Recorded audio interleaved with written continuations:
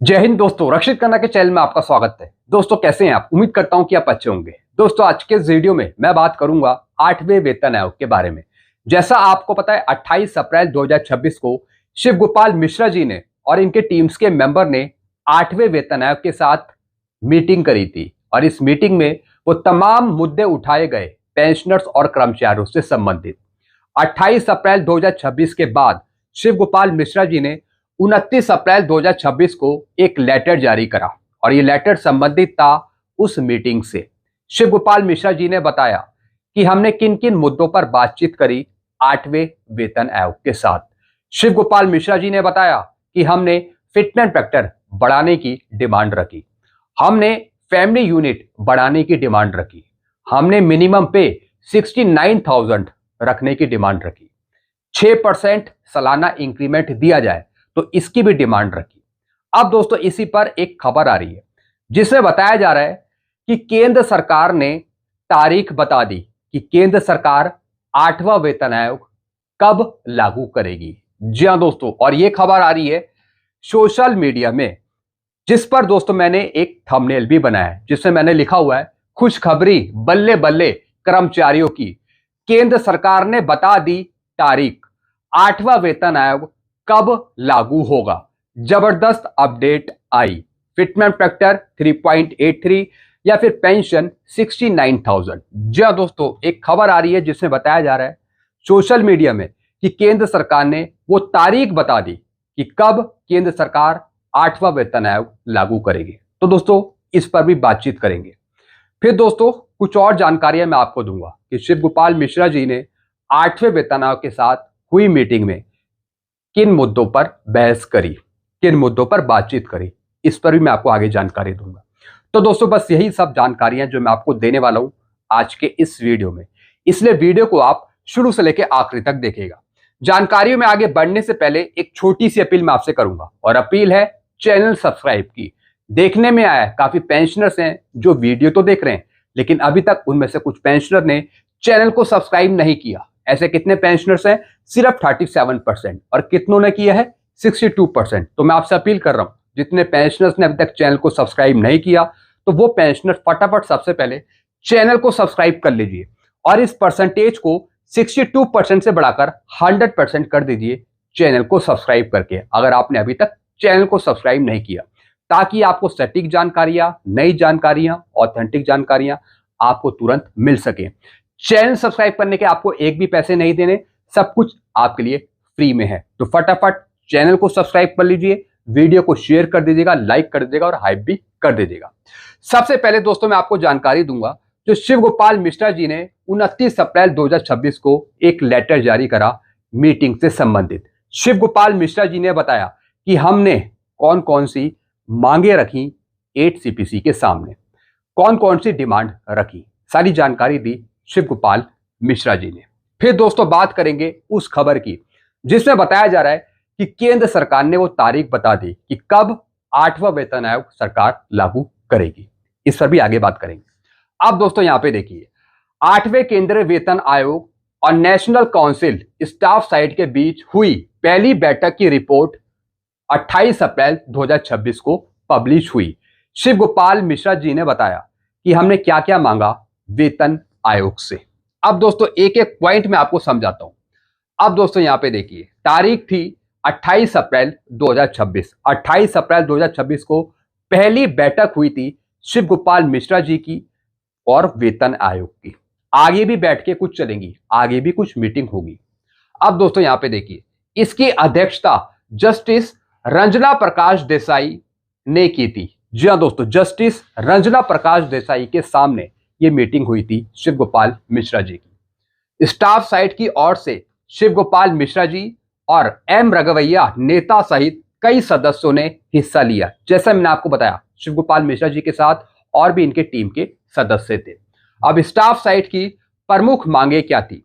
Staff side ने कर्मचारियों और पेंशन भोगियों के लिए निम्नलिखित मुख्य प्रस्ताव रखे, कुछ डिमांड्स रखी, कुछ मांगे रखी। सबसे पहला था वेतन और फिटमेंट फैक्टर। न्यूनतम वेतन मिनिमम पे, न्यूनतम वेतन मिनिमम पे 18,000 से बढ़ाकर 69,000 करने की मांग की थी। जैसे कि दोस्तों शिवगोपाल मिश्रा जी ने अपना प्रपोजल भी बनाया था, जिसमें उन्होंने मिनिमम पे 69,000 करने की मांग करी। तो दोस्तों वही मांग डायरेक्ट सामने रखी जस्टिस रंजना प्रकाश देसाई के सामने। फिटमेंट फैक्टर, वेतन और पेंशन में वृद्धि के लिए 3.83 का फिटमेंट फैक्टर लगाने का प्रस्ताव दिया है कि वेतन आयोग 3.83 फिटमेंट फैक्टर पर विचार करे देने के लिए। फिर सालाना वेतन वृद्धि, सालाना इंक्रीमेंट 3 से बढ़ाकर 6% करने की मांग रखी है कि 3 की जगह 6% एनुअल इंक्रीमेंट दिया जाए। फिर दोस्तों पदोन्नति और भत्ते, जो प्रमोशन है, अलाउंसेस है, उसको भी यहां पे बढ़ाने की मांग रखी शिवगोपाल मिश्रा जी ने। 5 प्रमोशन एसीपी एमएसीपी दी जाए। 30 साल की सेवा के दौरान कम से कम 5 पदोन्नति के अवसर मिलने चाहिए, यानी सेवा काल के दौरान कम से कम 5 प्रमोशन। फिर जो अलाउंसेस है, भत्ते हैं, सभी भत्तों को 3 गुना बढ़ाने और उन्हें महंगाई भत्ते के साथ जोड़ने की मांग करी है। जी हाँ दोस्तों, जो भत्ते हैं, अलाउंसेस हैं, उसको महंगाई भत्ते के साथ इंक्लूड करा जाए, जोड़ा जाए, ताकि अच्छे तरीके से महंगाई के हिसाब से आपका भत्ता बढ़ सके। फिर एचआरए और अन्य मकान किराया भत्ता, एचआरए और रिस्क अलाउंस पर भी सकारात्मक विचार करने को है। जो रिस्क अलाउंस है, जो हार्डशिप फैक्टर है, वो अलाउंस भी बढ़ाया जाए, मकान किराया भत्ता भी बढ़ाया जाए। फिर पेंशन और अन्य लाभ, इसके अलावा जो दूसरे लाभ हैं उस पर भी चर्चा करी। एनपीएस और यूपीएस का विरोध, जो एनपीएस है, यूपीएस है, वो नहीं चाहिए, उसकी जगह ओल्ड पेंशन स्कीम चाहिए। स्टाफ साइड ने एनपीएस और यूपीएस को वापस लेने और पुरानी पेंशन योजना ओल्ड पेंशन को फिर से बहाल करने पे जोर दिया। फिर पेंशन भोगियों के लिए प्रत्येक 5 वर्ष में पेंशन की समीक्षा और 11 वर्ष बाद कम्यूटेड पेंशन की बहाली की मांग की है। जी हाँ दोस्तों, हर एक 5 साल में पेंशन रिवाइज करी जाए। साथ ही साथ कम्यूटेशन का जो पीरियड है 15 साल का, उसे घटाकर 11 वर्ष करने की डिमांड रखी है। फिर मुआवजा, ड्यूटी के दौरान आकस्मिक मृत्यु पर अनुग्रह राशि एक्स ग्रेशिया बढ़ाकर 2 करोड़ करने का प्रस्ताव दिया है। जी हाँ दोस्तों, अगर आकस्मिक सडनली मृत्यु हो जाती है तो उसके बाद एक्स ग्रेशिया अमाउंट 2 करोड़ रुपए दिया जाए परिवार को। फिर दोस्तों कुछ और डिमांड्स हैं यहाँ पे। समय सीमा, ज्ञापन मेमोरेंडम जमा करने की अंतिम तारीख को 31 मई 2026 तक बढ़ाने का अनुरोध किया है। हालांकि दोस्तों ये डिमांड वेतन आयोग ने मान ली है। अब मेमोरेंडम जमा करने की आखिरी तारीख हो गई है 31 मई 2026। ये डिमांड सरकार ने या फिर वेतन आयोग ने मान ली है। पहले 30 अप्रैल 2026 थी, अब उसे बढ़ाकर 31 मई 2026 कर दी है। फिर मौखिक साक्ष्य, विभिन्न मंत्रालयों जैसे रेलवे, रक्षा, डाक के संघों को अपनी बात रखने के लिए अलग से समय देने की मांग करी है। फिर फील्ड विजिट, आयोग से अनुरोध किया है कि वह उन जगहों पर जैसे दूर दराज के क्षेत्र, कारखाने का दौरा करे जहां कर्मचारी कठिन परिस्थितियों में काम करते हैं। जी हाँ दोस्तों, शिवगोपाल मिश्रा जी ने एक और डिमांड करी है कि वेतन आयोग उन जगहों पर भी जाए जहां पर कर्मचारी कठिन परिस्थितियों में काम कर रहा है, ताकि वेतन आयोग को भी पता लग पाए कि देश में किस तरीके से कर्मचारी कठिन परिस्थितियों में काम करता है, तो फिर उसके हिसाब से उसका वेतन भत्ता तय करा जाए। तो दोस्तों ये अनुरोध पे किया है शिवगोपाल मिश्रा जी ने वेतन आयोग के सामने। फिर क्या लिखा है, आयोग का आश्वासन। जी हाँ दोस्तों, अब दोस्तों ये सब डिमांड्स सुनने के बाद वेतन आयोग ने क्या प्रतिक्रियाएं दी है। अब वेतन आयोग ने क्या कहा है, अब यहां पे देखिए।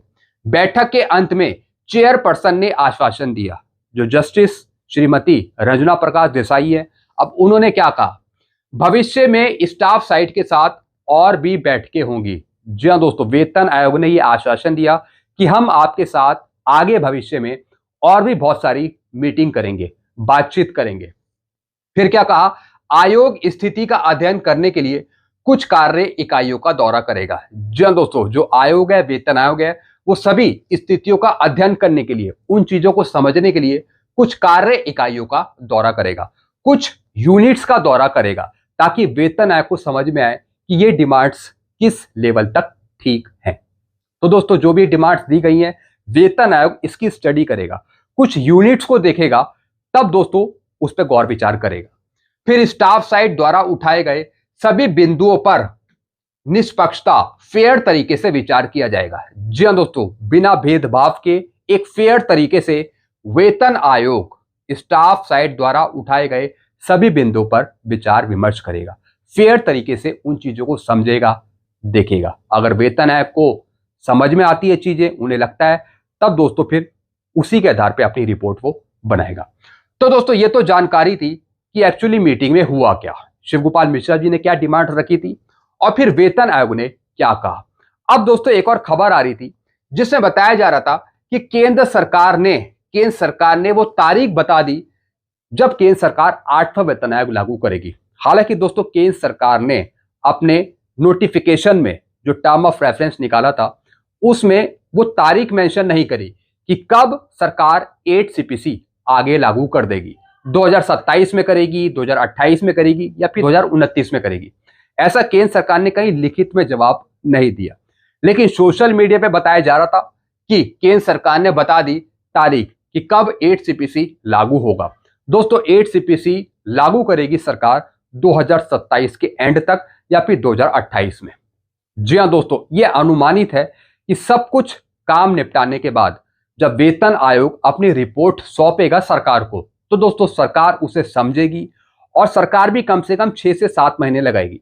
जैसे कि 2027 में अप्रैल मई में अगर वेतन आयोग अपनी रिपोर्ट देता है सरकार को, तो सरकार 4 से 5 महीने तो उसमें लगा लेगी, 3 महीने भी लगा सकती है। तो आप मान के लेके चलिए 2027 के एंड तक और 2028 के शुरुआत में सरकार पूर्ण रूप से 8 सीपीसी को लागू कर देगी और फायदा देगी बैक डेट से 1/1/2026 से।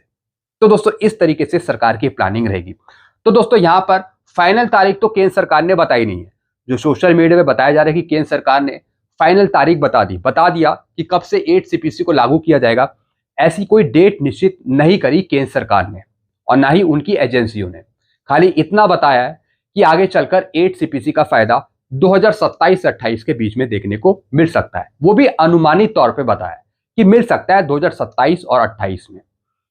तो दोस्तों ये कुछ जानकारियां थी जो मैंने आपके साथ शेयर करी थी। आई होप सारी जानकारी आप समझ गए होंगे। एक बार फिर से बता रहा हूं, केंद्र सरकार 2027 के एंड तक, मिड तक या फिर 2028 के शुरुआत में 8 सीपीसी को पूर्ण रूप से लागू कर सकती है। ये कुछ जानकारियां थी जो मैंने आपके साथ निष्पक्ष तरीके से शेयर करी है, सही तरीके से शेयर करी है। आपको कुछ और पूछना हो तो आप नीचे कमेंट कर सकते हैं। ऐसी जानकारियां आपको आगे भी मिलती रहेंगी। डिमांड वही करी है 3.83 फिटमेंट फैक्टर की और पेंशन पे 69,000, इसी की डिमांड करी है शिवगोपाल मिश्रा जी ने। तो दोस्तों ये कुछ जानकारियां थी मीटिंग से संबंधित और घोषणा से संबंधित कि कब तक सरकार घोषणा कर सकती है, कब तक तारीख फाइनल हो सकती है 8 सीपीसी देने की। मैंने आपको बता दिया 2027 से एंड 2028 के शुरुआत में। ऐसी जानकारियां दोस्तों आपको आगे भी मिलती रहेंगी। आपको कुछ पूछना हो, सवाल करना तो आप नीचे कमेंट कर सकते हैं। वीडियो आपको पसंद है तो वीडियो को लाइक कर सकते हैं और चैनल को सब्सक्राइब करना मत भूलिएगा। चैनल का नाम है Rakshit Khanna. Thank you so much.